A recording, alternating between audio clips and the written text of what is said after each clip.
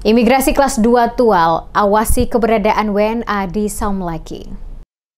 Kantor Imigrasi kelas 2 TPI Tual melakukan pengawasan keberadaan sejumlah warga negara asing atau WNA di Saumlaki, Kabupaten Kepulauan Tanimbar.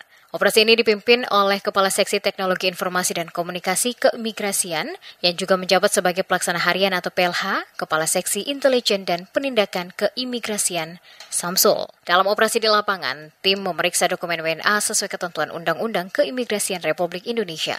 Samsul mengatakan pengawasan terhadap orang asing bukan hanya tugas imigrasi. Ini adalah tanggung jawab bersama termasuk masyarakat, media, dan seluruh pemangku kepentingan di Kepulauan Tanimbar. Yang menjelaskan dugaan pelanggaran hukum pidana yang dilakukan WNA seperti pendanaan ilegal kepada nelayan lokal atau pelanggaran batas wilayah merupakan ranah kepolisian.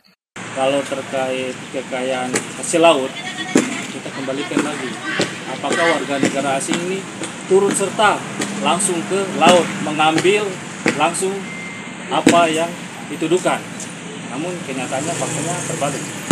Kami lihat langsung dia ternyata sebagai pengumpul, menerima dari rekan-rekan atau dari masyarakat yang menjual hasil tangkapan di laut. Jadi kami tidak bisa menjustifikasi yang bersangkutan bahwasanya turut serta dalam pencurian hasil kekayaan laut tersebut.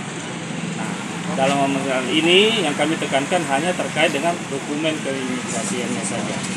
Selebihnya tidak bisa kami menjas yang bersangkutan terlibat langsung dalam pencurian hasil kekayaan. Meningkatnya jumlah WNA di Saumlaki menjadi sorotan masyarakat dan media lokal. Sejumlah pihak mempertanyakan sikap aparat penegak hukum karena beberapa WNA disebut bebas beraktivitas diduga tanpa dokumen resmi.